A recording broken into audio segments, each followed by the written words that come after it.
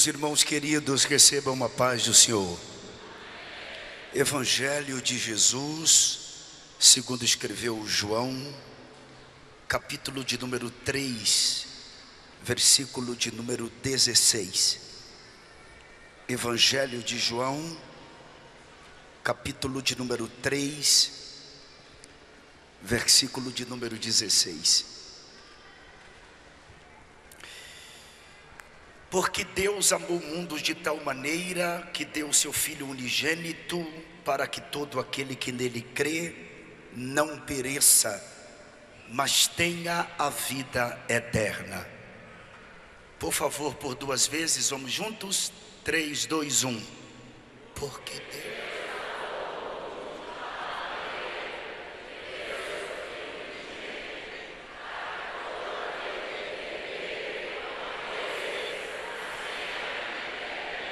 Mais uma vez, porque Deus...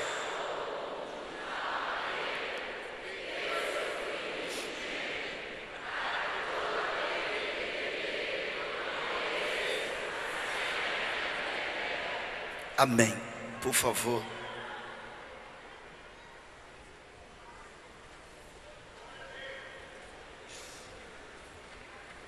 João 3, versículo 16 é conhecido por nós que estudamos a Bíblia como o texto de ouro do Novo Testamento.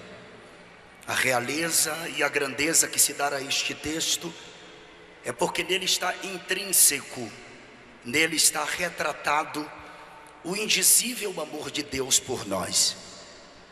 Se eu fizesse uma pergunta nesta noite aos pais, e eu me incluo nesta pergunta: se você daria o seu filho para morrer pelos pecados de alguém, eu tenho certeza que a sua resposta seria um enfático não.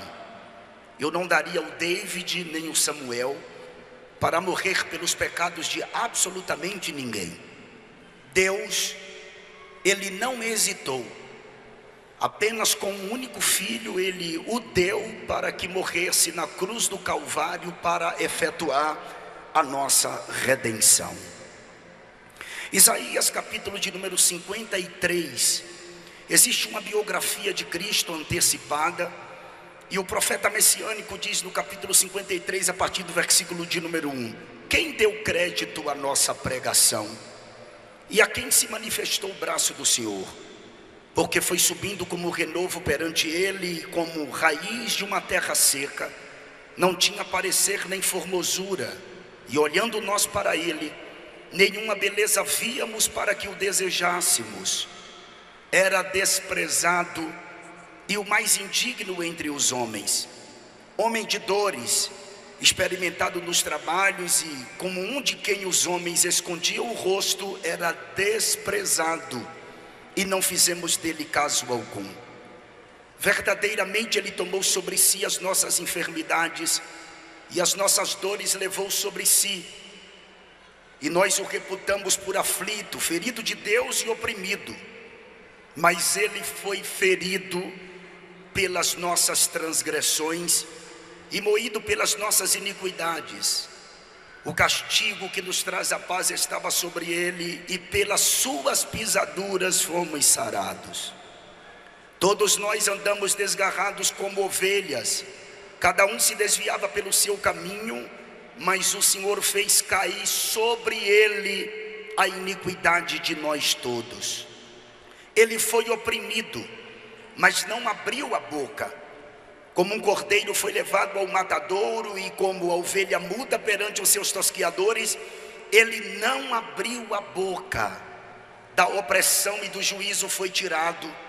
E quem contará o tempo da sua vida? Porquanto foi cortado da terra dos viventes, e pela transgressão do meu povo foi ele atingido. E puseram a sua sepultura com o ímpio e com o rico na sua morte. Porquanto nunca fez injustiça, nem houve engano na sua boca. Todavia, ao Senhor agradou moê-lo, fazendo-o enfermar. Quando a sua alma se puser por expiação do pecado, verá a sua posteridade, prolongará os dias, e o bom prazer do Senhor prosperará na sua mão. 750 anos mais tarde, nasceu Jesus em Belém. Todo mundo sabe que ele nasceu em Belém. Ele foi criado na pobre e miserável Nazaré. Pobre e miserável Nazaré, porque Nazaré era um lugarejo chamado de cidade, que não tinha mais do que 100 famílias. Famílias agricultoras que dormiam no chão. Isso significa dizer que Nazaré não passava de 300 habitantes. Foi exatamente neste lugar que Jesus foi criado. Muita gente me pergunta em alguns seminários que eu dou: pastor, como que foi a infância de Cristo? Por que a Bíblia omite a infância de Cristo? Só fala apenas quando ele tinha 12 anos de idade, que ele pregou no templo. Existe um propósito para isto? Não existe propósito absolutamente nenhum em a Bíblia omitir a infância de Cristo. E isso porque a infância de Jesus foi como a infância de todo garoto judeu, assim como a sua adolescência, assim como a sua juventude. Com 5 anos de idade, era o período em que o menino passava por um outro ciclo de vida, ou ele entrava num novo ciclo. Ele começava a estudar os 5 primeiros livros da Bíblia: Gênesis, Êxodo, Levítico, Número e Deuteronômio. Quando ele completava 10 anos, ele já tinha decorado todos os 5 primeiros livros da Bíblia, e ele entrava num segundo ciclo de vida, onde nesse segundo ciclo de vida, ele aprendia sobre os livros históricos, poéticos e proféticos. Quando o garoto completava 14 anos de idade, era o momento do garoto decidir acerca da sua vida. Ou ele iria aprender aos pés de um mestre, ou senão ele iria dedicar-se à profissão do seu pai. Como Jesus não tinha um mestre à altura para ensiná-lo, Jesus optou a dedicar-se à profissão do seu pai. Isso significa que Jesus trabalhou durante toda a sua vida com prego, martelo e madeira, os instrumentos da sua própria crucificação. Quando ele completa 30 anos de idade, ele coloca a sua caixa de ferramenta nos ombros, vai até o Rio Jordão. Lá é batizado pelo seu primo João Batista, e a partir de então dá-se início ao seu ministério. Quando Jesus começou a pregar, Jesus se estabeleceu na cidade de Cafarnaum, uma cidade naquela época considerada uma grande cidade, com cerca de 3.000 habitantes. Jesus não só passou a residir em Cafarnaum, como também Cafarnaum se tornou sede do seu ministério. Quando Cristo começa a pregar, várias invejas surgiram por conta das facções religiosas existentes naquela época. O Evangelho segundo escreveu Lucas, no capítulo de número 4, versículos 28 e 30, diz que na primeira pregação que Jesus fez, tentaram matá-lo. A verdade é que nos dias de Jesus existiam pelo menos 26 facções religiosas, mas a maior e mais implacável e contundente perseguição sofrida por Cristo foi por conta da cúpula judaica. A cúpula judaica era composta de 3 classes de pessoas que viviam interligadas entre si.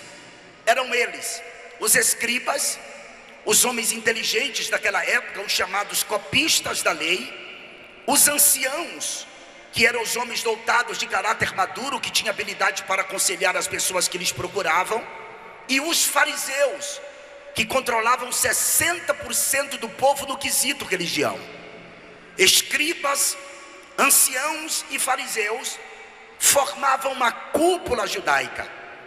Cúpula esta que, desde que Cristo iniciou o seu ministério, de alguma forma planejaram, incitaram o povo a matar Jesus. Em Marcos capítulo de número 14, versículos 1 e 2, tem o plano para matá-lo.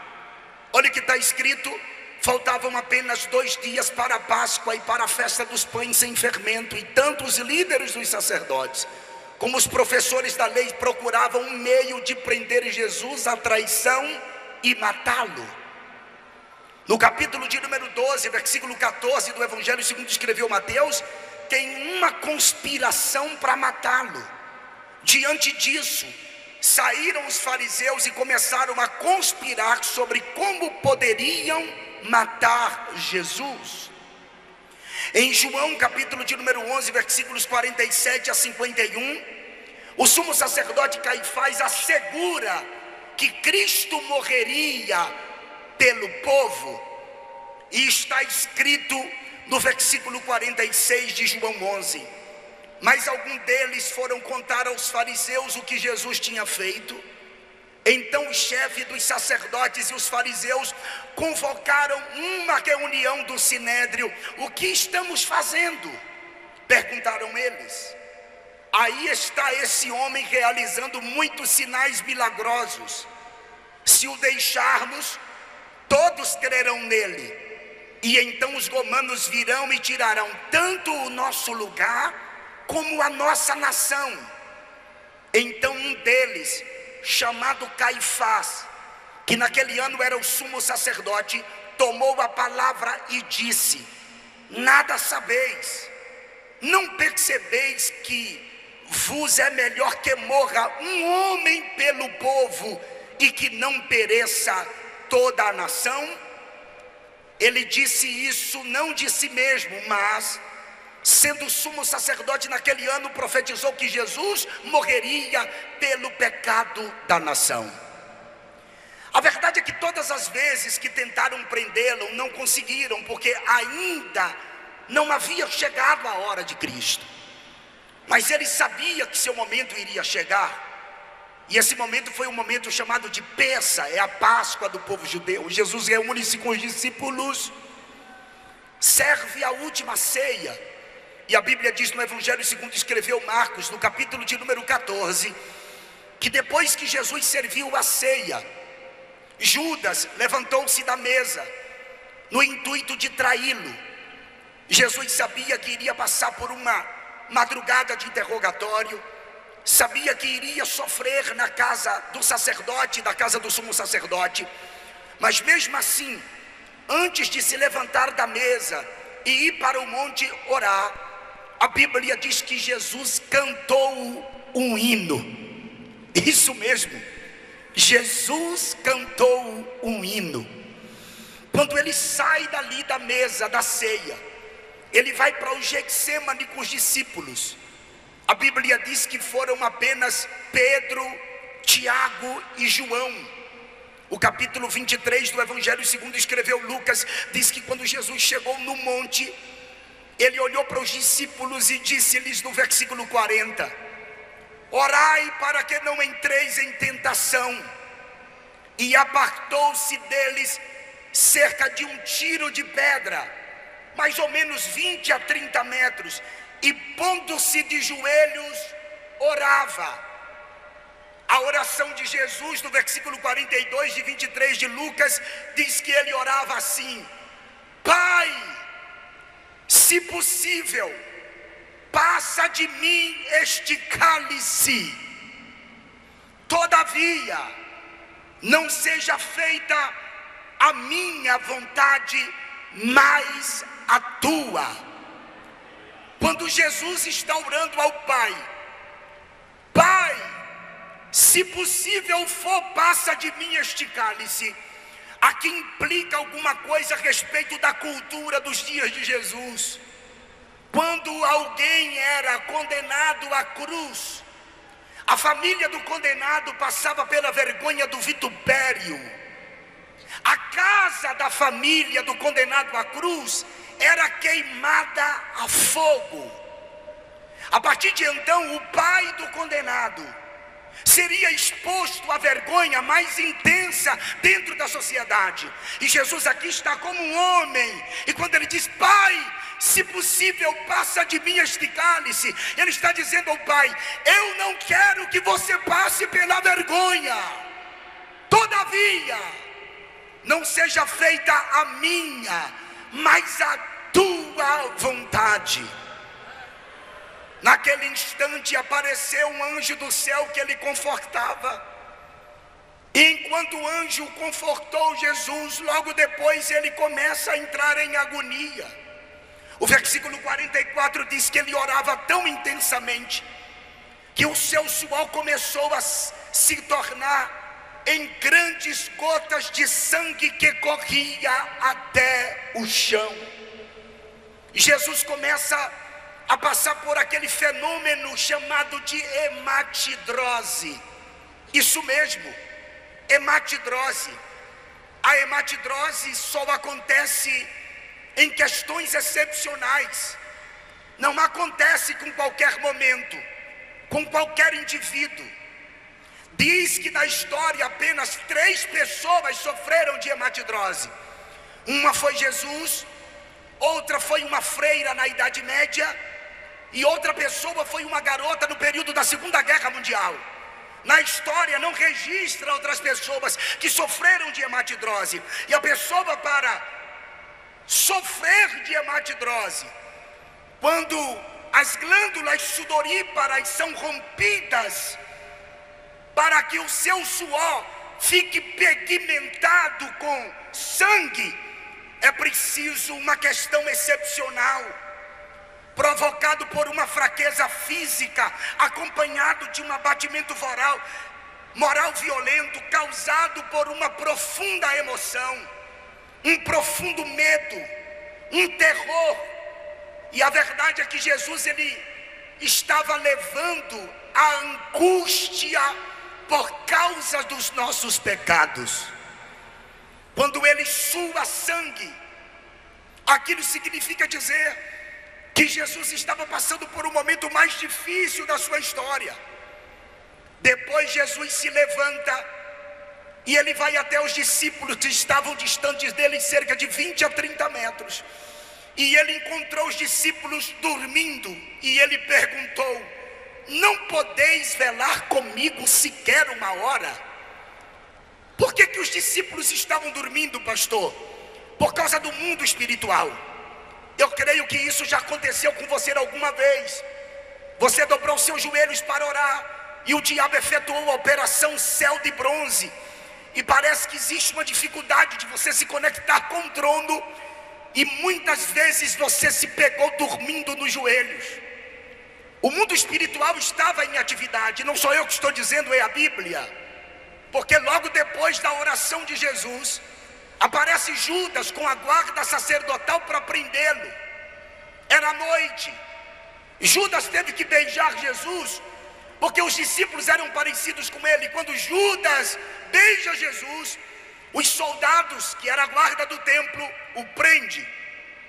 O versículo de número 52 do capítulo 22 de Lucas diz: e disse Jesus aos principais dos sacerdotes e capitães do templo e anciãos que tinham ido contra ele: saíste com espadas e porretes como para deter um salteador? Tenho estado todos os dias convosco no templo e não estendestes as mãos contra mim, mas esta é a vossa hora e o poder das trevas. Quando Jesus sai aqui do Getsemane, ele é levado para a presença do sacerdote. Depois da presença do sacerdote, ele é levado à presença do sumo sacerdote. E João acompanhou os soldados que levaram Jesus. Pedro de longe também acompanhava. A madrugada foi intensa. Os servos do sumo sacerdote constantemente o esbofeteavam, batia em seu rosto. Pedro, que havia ido nas escondidas até ao local onde Jesus estava sendo interrogado pelo sumo sacerdote, o capítulo 18 do Evangelho segundo escreveu João diz que João era amigo do sumo sacerdote e pediu a porteira para abrir a porta para que João entrasse para o pátio da casa. Era uma noite fria. Pedro se aquentava no lume da fogueira. De repente, o versículo de número 17 do capítulo 18 do Evangelho segundo escreveu João, diz que a porteira olhou para Pedro e perguntou para ele: não és tu um dos discípulos deste homem? E respondeu Pedro e disse: não sou. Versículo 25 do capítulo 18 do Evangelho de João: e Simão Pedro estava ali e aquentava-se, e disseram-lhe, pois, não és tu um dos seus discípulos? E ele negou pela segunda vez e disse: não sou. Versículo de número 26 e 27: e um dos servos do sumo sacerdote, perante aquele a quem Pedro cortara a orelha, disse: não te vi eu no horto com ele? Pedro negou terceira vez, e logo o galo cantou. Pastor, por que o galo cantou quando Pedro negou pela terceira vez? O galo aqui não significa apenas a ave que canta. Aqui significa pelo menos duas coisas. Primeiro, era o momento da troca da guarda romana. Os soldados que passaram a noite iriam para o descanso e outros assumiriam o posto. Segundo, era o momento em que os sacerdotes iam remover a cinza do altar do holocausto do templo, colocar nova lenha para ser queimado um novo holocausto. Ou seja, a crucificação estava começando. Quando amanhece o dia, pegaram Jesus e levaram-no à autoridade chamada Pilatos. Pilatos olha para Jesus, descobre que ele havia nascido na jurisdição de Herodes, e Pilatos pede aos seus soldados que levem Jesus à presença de Herodes. O capítulo 23 do Evangelho segundo escreveu Lucas, está escrito no versículos 11, 12, 13 e 14, que quando Herodes recebeu Jesus juntamente com seus soldados, o desprezou, escarneceram de Jesus, vestiram-o com uma roupa resplandecente. E sabe o que Herodes fez? Pegou Jesus e enviou de volta a Pilatos. Por que Pilatos envia Jesus a Herodes e Herodes torna a enviá-lo a Pilatos? Porque eles dois estavam brigados politicamente.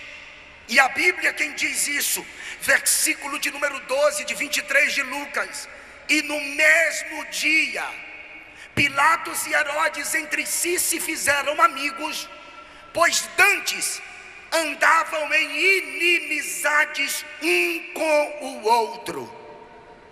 Quando Pilatos recebe Jesus de volta, a Bíblia diz que Pilatos ordenou que o flagelasse.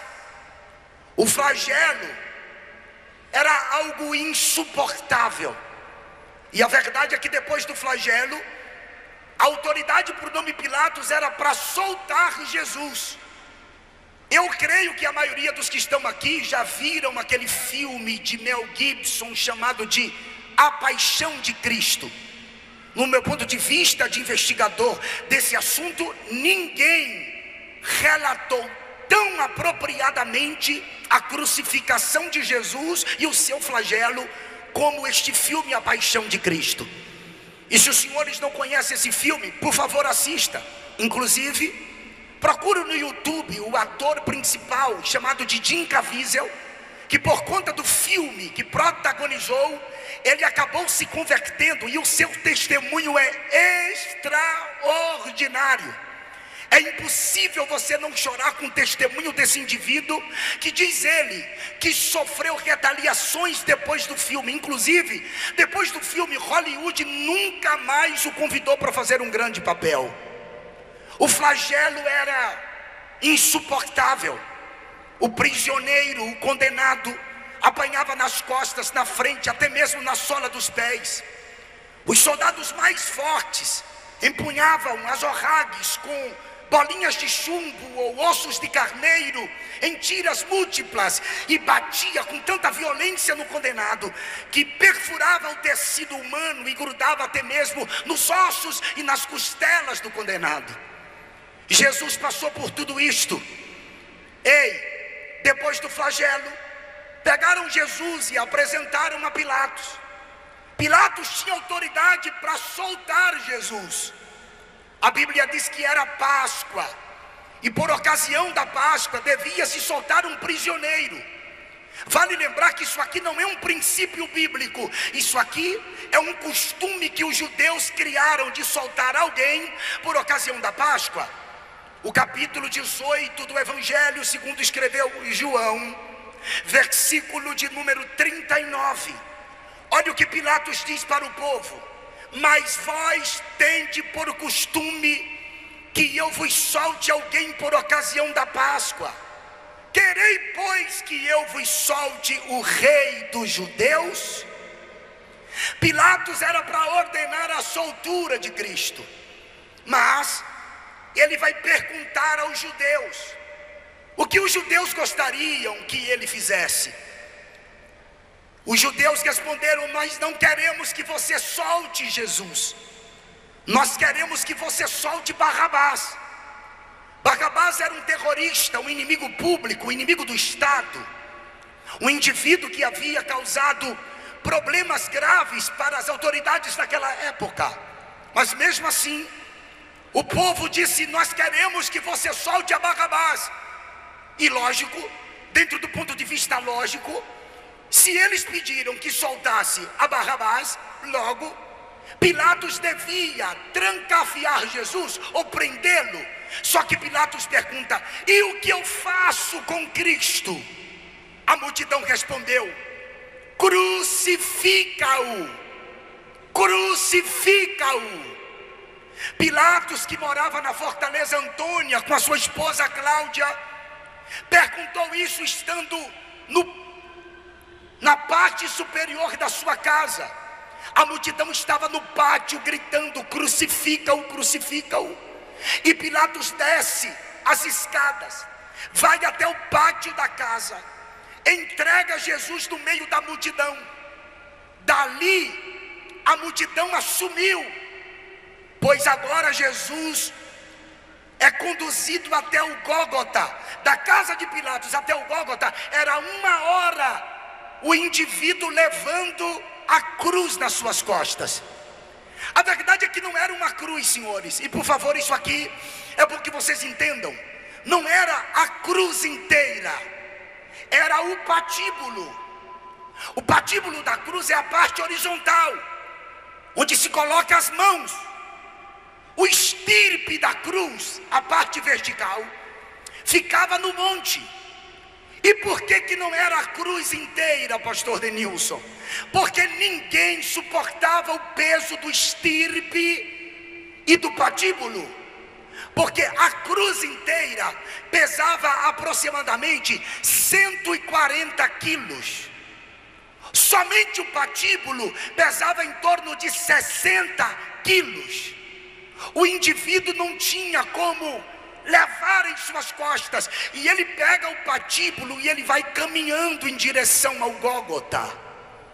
A multidão fez um corredor móvel até chegar no Monte Caveira. Enquanto ele caminhava, o povo chutava, esbofeteava-o, cuspia ali. Ele estava muito fraco, apático, ele estava com fome, com sede. A Bíblia diz que ele caiu algumas vezes. Teve um momento que ele caiu, que viram que ele tinha dificuldade de se levantar, e pegaram um homem por nome Simão de Cirene, ou Simão Cirineu, e constrangeram a levar a cruz. Isso aqui vale a sua vida, porque quando a gente não suporta levar a cruz, que está tão pesada, por favor, não desista, porque sempre aparece um Simão Cirineu para nos ajudar. Sempre o Espírito Santo está presente para nos dar uma mãozinha. Ele vai caminhando mesmo assim. Quando chega no monte, Deitaram Jesus no estirpe que estava no chão. Pegaram o patíbulo e prenderam no estirpe. E agora os pregos de 8 polegadas são pregados nas mãos de Jesus e nos seus pés. E depois que o prega na cruz, o levanta. E Jesus está no alto do madeiro. A multidão está ali em volta da cruz. É um pensamento meu, por favor, compreenda. Imagine Marta e Maria, uma segura na mão direita, outra na mão esquerda, e olhava para Lázaro e dizia assim: Lázaro, faça alguma coisa por ele, ele ressuscitou você no 4º dia. Imagine a filha de Jairo, que olhava para ele e dizia: pai, você é uma autoridade, você é um fariseu, ele me ressuscitou, faça alguma coisa. Mas ninguém tinha como livrá-lo daquela cruz. A situação dele era tão deplorável, que ele estava precisando fazer uma oração por aqueles que estavam escarnecendo dele. E ele estava um pouco pendido para frente. Seu oxigênio estava seu cérebro estava sem oxigênio. E ele precisava inspirar, encher o pulmão de ar, raciocinar, para ele poder fazer uma oração por nós. E como ele estava pendido para frente, ele pega pelos pregos, os pregos, e ele levanta o seu corpo, enche o seu pulmão de ar, oxigena o cérebro, e ele faz uma oração dizendo: Pai, perdoa-lhes, porque não sabe o que fazes. A mensagem desta noite, eu não sei se vocês já entenderam, não é uma mensagem de reteté. Esta é a maior mensagem da Bíblia. A cruz de Cristo. A mensagem de hoje é para você relembrar aquilo que ele passou, aquilo que ele viveu. Aleluia. Esses dias na internet, nas redes sociais, eu vi muitas pessoas comentando, por causa da escola de samba em São Paulo, Gaviões da Fiel. Inclusive deputados emitiram nota de repúdio, porque a Gaviões da Fiel colocou 2 atores, um representando Cristo e o outro Satanás. E Satanás pisava em Cristo, maltratava Cristo, chutava Cristo. E eu vi que muitas pessoas não entenderam absolutamente nada, ou melhor, não entendem nada da crucificação. Não foi o diabo quem pisou em Jesus. Não foi o diabo que chicoteou Jesus. Não foi Satanás quem pisou Jesus. Satanás, na verdade, não encostou um dedo em Jesus. Tudo quem fez foi o Pai. 53:10 de Isaías: ao Pai agradou moê-lo. Deus moeu, Deus castigou. O chicote foi do Pai, pastor. A ira foi do Pai.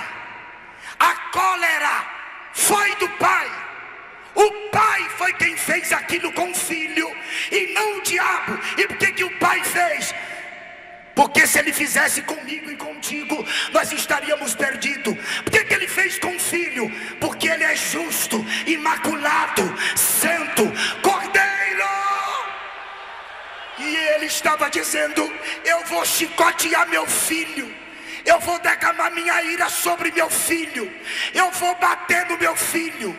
Eu vou expor meu filho ao vitupério para salvar você, Neemias, para salvar você, Moisés, para salvar você, Peterson, para salvar você, Denilson. Pegue na mão de alguém, por favor, diga: ele fez isto por você. Fale para alguém, fala. Pega na mão de alguém, pega na mão de alguém, pega. Ele fez isto por você. Ele fez isto pelo senhor, pastor. Ele fez isto. Aleluia. Aleluia. Aleluia. Aleluia.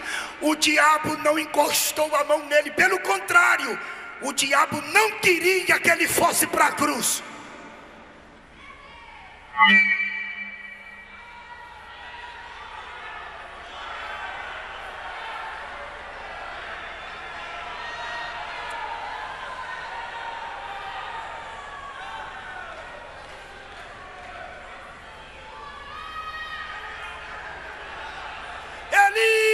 Eli, lama sabachthani. Teve um momento que ele se sentiu só. Lembra que ele havia dito: o Pai está em mim, eu estou no Pai. Mas aqui ele está gritando: por que me desamparaste? Onde estava o Pai? Furioso. Salmo 18. O Pai está furioso. Salmo 18. O Pai está furioso porque quer tirar o filho da cruz, mas não pode. Os salmos falam de Cristo como nosso Salvador. O Salmo 41 é ele na ceia. O 22 ele está na cruz. O 16 ele está no túmulo. O 18 ele ressuscitou. O 24 que o pastor leu é ele voltando para a glória. No 22 está escrito, olha só o que está escrito no Salmo 22. O que o salmista está vivendo aqui é o que ele vive. Muitos touros me cercaram, fortes touros de Bazã me rodearam. Abriram contra mim suas bocas, como leão que despedaça e que ruge. Como água me derramei, e todos os meus ossos se desconjuntaram. O meu coração é como cera e derreteu-se dentro de mim. Isso fala do amor dele por nós. A minha força se secou como um caco. Ele estava fraco. E a minha língua se apega ao paladar. Me puseste no pó da morte, pois me rodearam cães. O ajuntamento dos malfeitores me cercou. Traspassaram-me as mãos e os meus pés. Pastor Denilson, por que o pai estava tão irado? Porque não podia. Ele podia, é paradoxal, tá? Ele podia tirá-lo da cruz, mas ao mesmo tempo não podia, porque ele nos amou. Deus amou o mundo de tal maneira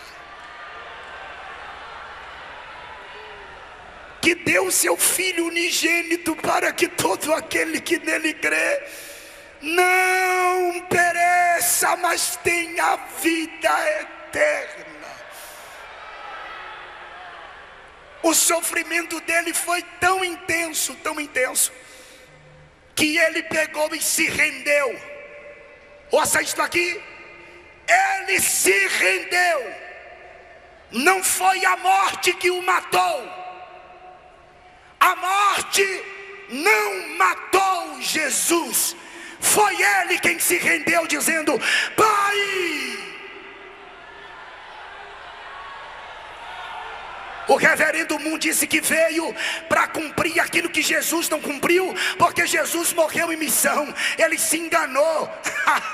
Antes de morrer, Jesus gritou: Pai, está consumado.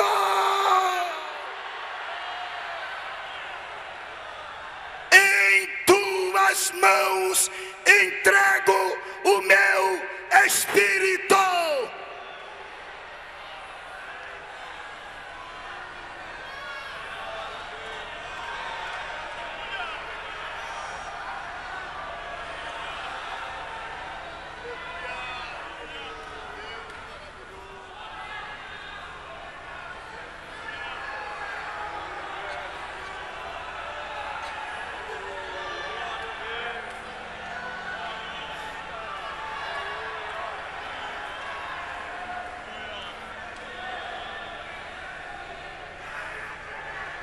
Quando ele expirou, ele vai para o tabernáculo celestial.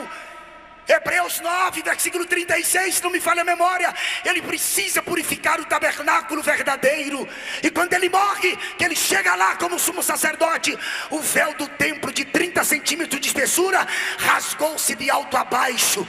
Ele estava dizendo: eu cheguei aqui, o caminho está aberto. Eu vou ter que pedir agora, levanta a mão para dar um grito de aleluia para o Cordeiro de Deus. O véu não rasgou para Deus sair, o véu se rasgou para eu entrar, para você entrar.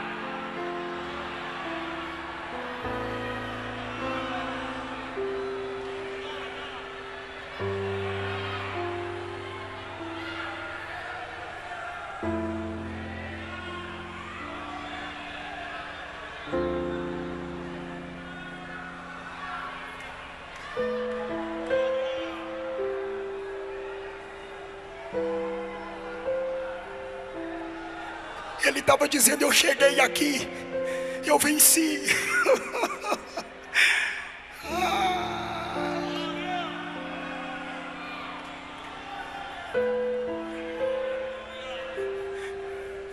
Pastor, mas e daí? Tem uma história tão linda. Se você quiser saber, você compra o meu livro Inferno, Ficção Realidade, que está ali fora, para você entender como foi que aconteceu depois. Eu corri muito. Ele muda as vestes porque ele tem que ir no mundo dos mortos. E bíblica e teologicamente é provado isso através dos tipos. Por que ele muda de roupa? Porque ele precisa ir no mundo dos mortos, no chamado de Hades. Ele vai anunciar sua vitória. Ele não prega o Evangelion, boas novas de salvação. Ele só anuncia. O seio de Abraão estava lá. Abraão, por que seio de Abraão? Por causa da esperança de Abraão. E por que estavam ali? Porque aqueles que morriam em Deus no Antigo Testamento não podiam subir, porque havia uma separação entre Deus e o homem. Mas agora o véu rasgou-se. Lembra do que Jesus disse ao ladrão da direita, o Dimas? Hoje estarás comigo no paraíso.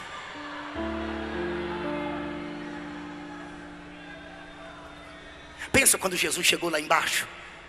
Abraão olhou e disse assim: foi a minha fé. Adão olhou e disse assim: eu me vesti com as vestes dele, com a pele dele. Ele é o cordeiro morto na fundação do mundo. Sansão olhou e disse: ele foi a minha força. Manoá gritou: eu o vi numa coluna de fogo. Isaac disse: ele é o poço que deu águas vivas. Jacó gritou: eu lutei com ele no Val de Jaboque. Daniel disse: eu vi como um ancião de dias, mas estava na cova dos leões comigo. Misael, Ananias e Azarias olharam e disse: ele era o quarto homem no meio da fornalha de fogo. Ezequiel olhou e disse: ele é o rio que por onde passa os charcos de lodo são sarados e tem muitos peixes. Isaías gritou: ele é Emanuel, mas é maravilhoso conselheiro, Deus forte, Pai da eternidade. Ele é príncipe da paz. Os ateus dizem que ele não é nada. Os comunistas dizem que ele foi um revolucionário. Os panteístas dizem que ele é uma essência. Os maçons dizem que ele foi o arquiteto do universo. Os budistas dizem que ele foi um criador de religião. Os islâmicos acham que ele é menor do que Maomé. Os espíritas dizem que ele é um espírito evoluído.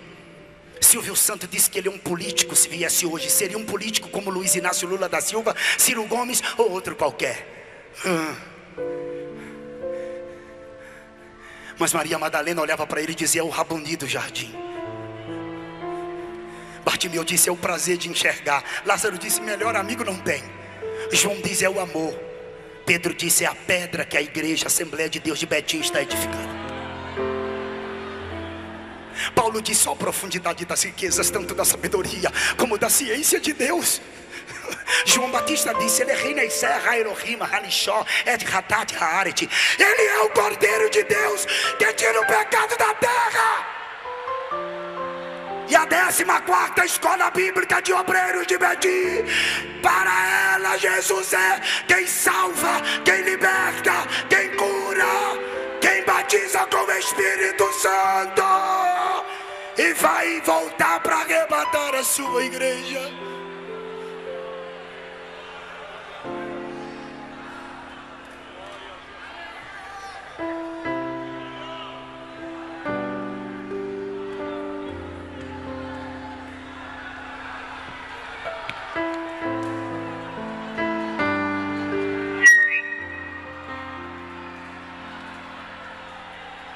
Quem celebra Cristo nesta noite, levante a mão, levante a mão, levante a mão, levante a mão, dá um grito de aleluia para o Cordeiro de Deus.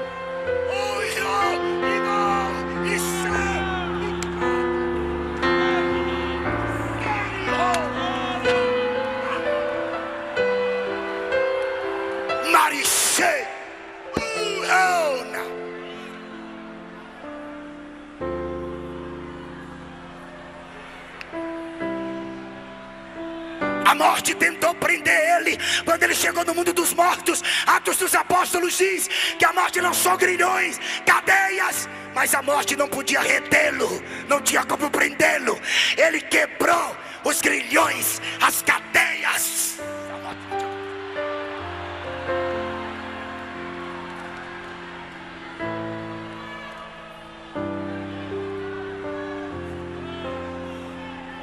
Pega na mão do crente aí, pega na mão do crente aí, pega. Fala, tudo isso ele fez por você, fala.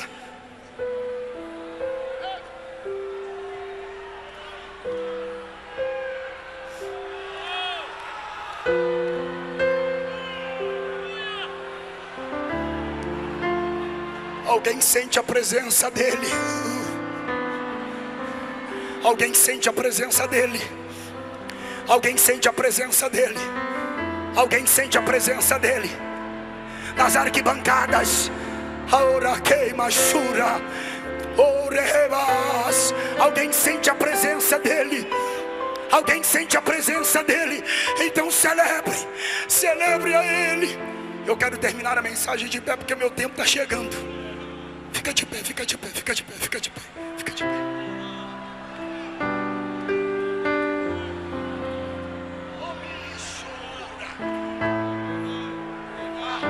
Ah, tem uma graça aqui, tem uma graça aqui, tem uma...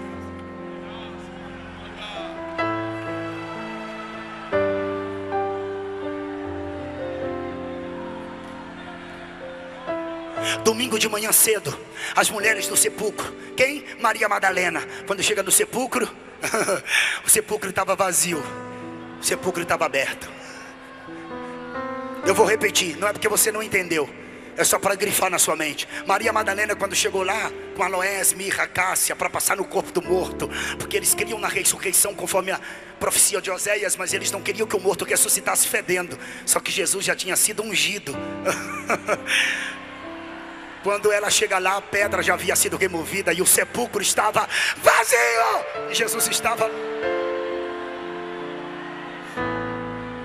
E Jesus estava ressuscitado e perguntou para ela: por que você procura dentre os mortos aquele que já ressuscitou? E ela conheceu ele pela voz, porque as ovelhas ouvem a sua voz e seguem. És tu, meu Senhor. Ela vai pegá-lo. Ele disse: não me toques, não me pegues. É o termo grego. Eu ainda não subi a meu pai. Como assim? Ele morreu e não foi lá como sumo sacerdote. Agora ele ressuscitou com o corpo. Ele precisa ir lá para que o pai chancele a ressurreição do corpo. Aí ele vai lá e volta para ficar ainda 40 dias com os discípulos. Porque quando ele ressuscita com o corpo, ele está dizendo assim, pastor José Rodrigues: ó, vai haver uma ressurreição dos mortos, viu? E quando os mortos ressuscitarem, também vai de...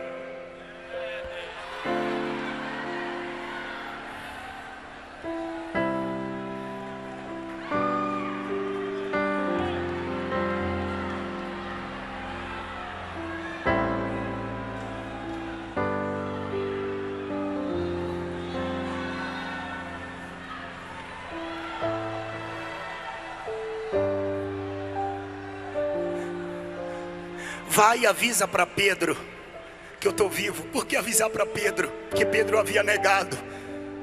Em outras palavras, ele estava dizendo: diga a Pedro que eu perdoo ele, que ainda está de pé o meu pacto com ele. Diga a ele que ele me negou, mas não esqueci dele não, está de pé. Eu venci por ele, inclusive. Avisa lá para ele. Eu tinha tanto para dizer a vocês, estou procurando aqui os espaços. Eu quero terminar.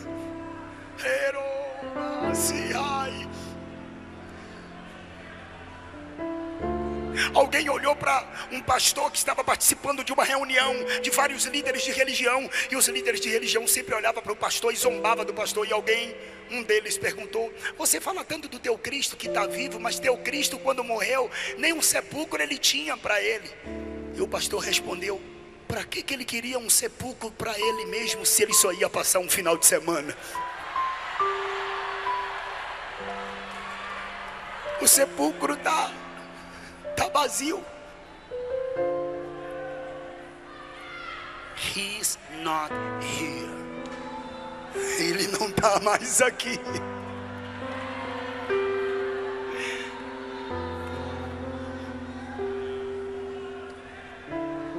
Deixa eu fazer uma pergunta. Fica assim como você está. Você vai me ajudar. Quem se encontra afastado da igreja, que levanta a mão. Faz assim: pastor, me afastei dos caminhos do Senhor. Faz assim: quero te ver. Quem aqui se afastou dos caminhos do Senhor e se encontra aqui? Faz assim com a tua mão para que eu possa te ver. Alguém?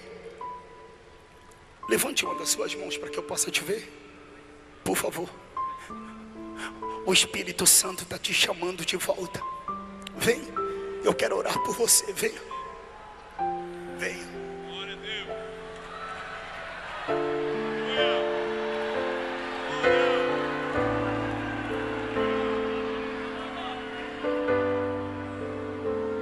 Venha. Eu posso fazer um pedido para vocês.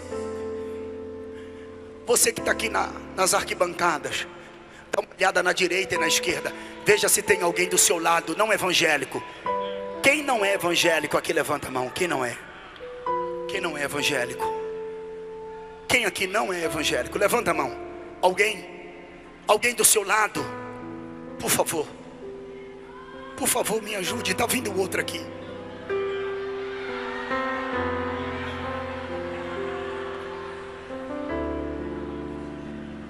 Tem mais alguém? Tem mais alguém? Eu pediria por obséquio, ao seu lado esquerdo, direito, alguém que se encontra afastado, afastada. Cadê? Traz ele aqui. Eu quero orar por você. Vem. O Espírito Santo está te chamando. Vem. Vem. Vem, vem, vem, vem, vem, vem, vem.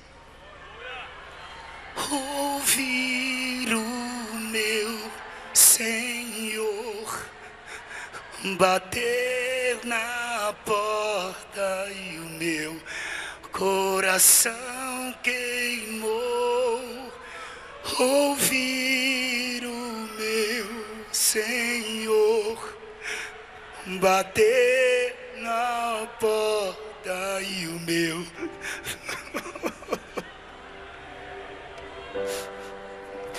eu não vou parar. Vem, gastarei. Traz, traz, traz. Traz ele, traz.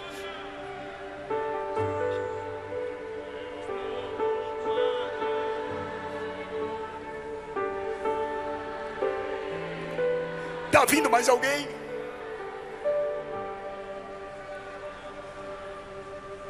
Muitos querem suas mãos, Nós queremos os seus pés. Muitos querem suas mãos, nós queremos seus pés. Deixa queimar, deixa queimar.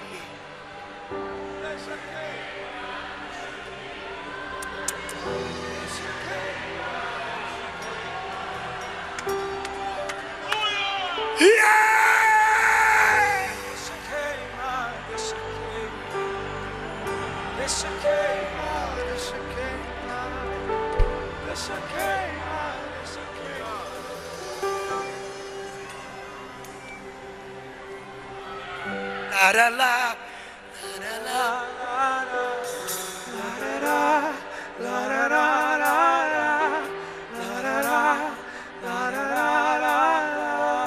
traz ele, traz ela, traz.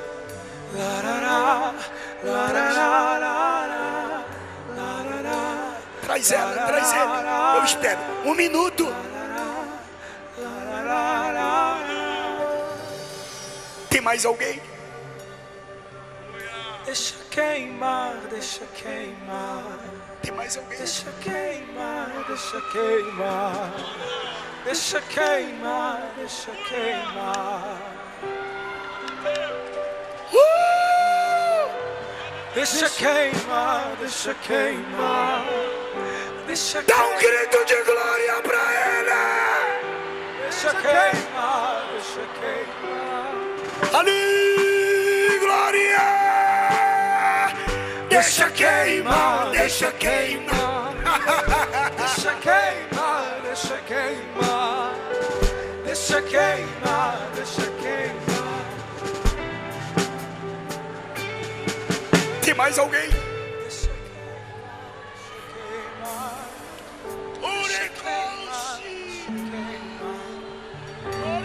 queimar, deixa queimar. Deixa queimar, deixa queimar.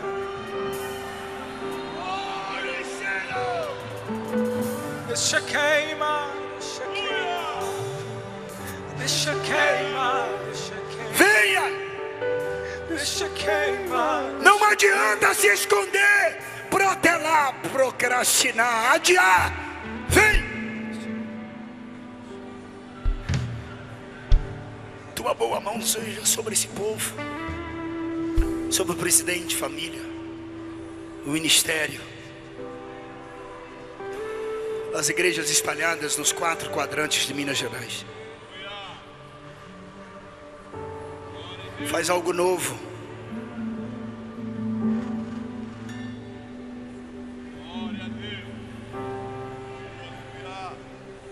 Alarga as suas tendas e ordena do alto a tua bênção sobre o teu povo.